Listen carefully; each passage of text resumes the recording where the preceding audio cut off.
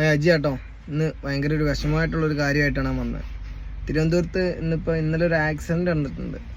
റോട്ടിൽ കൂടെ നടന്നു പോണ 4 പേർക്ക് വന്നിട്ട് വണ്ടി ആക്സിഡൻ്റായി. അവർ ഡ്രൈവിങ് പഠിക്കുമായിരുന്നു.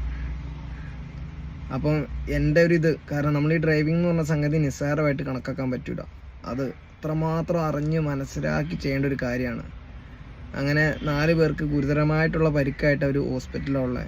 ഇതൊരു ഹോസ്പിറ്റലിൻ്റെ മുന്നിലോട്ട് നടന്നു പോണ നടപ്പാതയിലോട്ട് വന്ന് ഇടിച്ച് കയറിയതാണ്. അത് ഞായറാഴ്ച ദിവസം ഡ്രൈവിങ് പഠിച്ചതാണ്. അപ്പോൾ നമ്മൾ ഈ ഡ്രൈവിങ് പഠിക്കണം, നമുക്ക് എല്ലാവരും വീട്ടിൽ പലരും വണ്ടി ഓടിക്കേണ്ടായിരിക്കും, ഇല്ലയെന്നില്ല.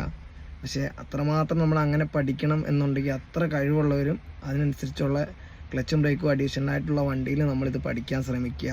ഒരു കണ്ണടച്ച് തുറക്കണ സമയം മതി നമ്മുടെ കയ്യിൽ നിന്ന് വണ്ടി പോകാൻ. അപ്പോൾ ഇത് കണ്ടപ്പോൾ ഭയങ്കര വിഷമമായി. കാരണം ഒരുപാട് പേര് ലൈസൻസും ഉണ്ട്, വണ്ടിയുണ്ട്, എടുക്കാൻ പറ്റാത്തവരും ഉണ്ട്.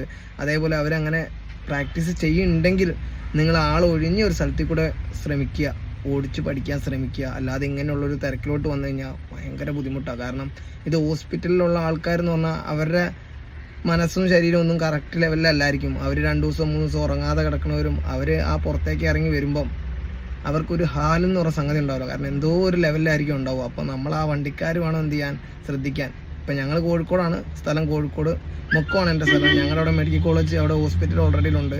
ആ ഭാഗത്തേക്കൂടെയൊക്കെ പോകുമ്പോൾ നമ്മൾ അത്രമാത്രം നോക്കിയിട്ട് വേണം പോകാൻ. കാരണം നമ്മൾ ആരെയും കുറ്റം പറയാൻ പറ്റില്ല. സീബ്ര ലൈൻ ഉണ്ടെങ്കിലും ചിലപ്പോൾ അതിൻ്റെ ആ സീബ്ര ലൈനിൽ കൂടെ എല്ലാവർക്കും അവർ ക്രോസ് ചെയ്യുക. അത് കഴിഞ്ഞിട്ട് അതിൻ്റെ അപ്പുറത്തിൽ കൂടെ ആയിരിക്കും. അപ്പം നമ്മളത് എന്ത് ചെയ്യണം, വണ്ടി ഓടിക്കുന്ന ഡ്രൈവർമാർ അത്രമാത്രം സുരക്ഷിതമായിട്ട് നോക്കി ഓടിച്ചു പോകേണ്ട സ്ഥലങ്ങളാണ് ഈ ഹോസ്പിറ്റൽ ഭാഗം. അപ്പോൾ ഇതിപ്പോൾ ആ ഒരു ഭാഗത്ത് ഡ്രൈവിങ് പഠിക്കലും അതേപോലെ ബ്രേക്ക് ചവിട്ടേണ്ടടുത്ത് ആക്സിലേറ്റർ തെറ്റിപ്പോയി തെറ്റ് പറ്റിയിട്ട് നമ്മളിനി അതിന് എത്ര കേസ് കൊടുത്താലും ന്യായീകരിച്ചാലും നമുക്കത് റെഡിയാവില്ല. അപ്പോൾ ഇനി മുന്നോട്ട് ഇതേപോലെയുള്ള പ്രശ്നം വരാതിരിക്കണമെങ്കിൽ പഠിക്കണവർ മാക്സിമം ഇത് എല്ലാവർക്കും പറ്റും. പക്ഷേ ഇത് അറിഞ്ഞ് മനസ്സിലാക്കി പഠിച്ചു കഴിഞ്ഞാൽ മാത്രമേ നമുക്ക് എന്ത് ചെയ്യാൻ പറ്റുള്ളൂ, ഈ തിരക്കുള്ള സ്ഥലത്തേക്ക് എടുക്കാൻ പറ്റുള്ളൂ. അപ്പോൾ അത് അറിയണ അത്ര എക്സ്പീരിയൻസും അതിനനുസരിച്ച് അറിയണ ആൾക്കാരുടെ അടുത്ത് പോയിട്ട് നിങ്ങളെന്ത് ചെയ്യുക, പഠിച്ച് ക്ലിയർ ആക്കിയിട്ട് ഇങ്ങനെയുള്ള സ്ഥലത്തേക്ക് ഇറങ്ങുക. അപ്പോൾ ഇത് കണ്ടപ്പോൾ എനിക്കൊരു വിഷമം തോന്നി. അപ്പോൾ എനിക്ക് അറിയണ ഒരു കാര്യം ഞാൻ നിങ്ങളുമായിട്ട് പങ്കുവെക്കണം എന്ന് വിചാരിച്ചു. അങ്ങനെ വീഡിയോ എടുത്താണ്. ഓക്കെ, അപ്പോൾ മാക്സിമം എല്ലാവരും എന്ത് ചെയ്യുക, പഠിച്ചു വരുന്നവർ അത്രമാത്രം കാര്യങ്ങൾ മനസ്സിലാക്കി ABC, ക്ലച്ച് എന്ത്, ബ്രേക്ക് എന്ത്, ആക്സിലേറ്റർ എന്ത് അറിഞ്ഞ് മനസ്സിലാക്കി നിങ്ങൾക്ക് എത്ര സ്പീഡിലാണ് പോകാൻ പറ്റുന്നുണ്ടെങ്കിൽ നിങ്ങൾ ആ സ്പീഡിൽ കൺട്രോൾ ചെയ്ത് പഠിക്കുക. ഇത് ഇത്ര സ്പീഡിൽ പോയി കഴിഞ്ഞാൽ, ഇതിന് മേലോട്ട് പോയി കഴിഞ്ഞാൽ എനിക്ക് കൺട്രോൾ കിട്ടുന്നില്ല എന്നുണ്ടെങ്കിൽ നിങ്ങളത് എന്ത് ചെയ്യണം, അത് കണക്കാക്കി വേണം എന്ത് ചെയ്യാൻ, വണ്ടി ഓടിക്കാൻ. അങ്ങനെ ഓടിച്ച് പഠിക്കും. എല്ലാവരും ഇങ്ങനെ തന്നെയാണ്, വീണ പഠിക്കുക. പക്ഷേ ഇതെന്നൊക്കെ കേൾക്കുമ്പോൾ നമ്മളെന്താണ് പഠിക്കണം, മെയിൻ ഹോസ്പിറ്റൽ റോട്ടിൽ കൂടെ കയറി നടപ്പാതയിലോട്ട് വണ്ടി വന്ന് കയറുമ്പോൾ അത് ഒരു ചില്ലറ കാര്യമല്ല.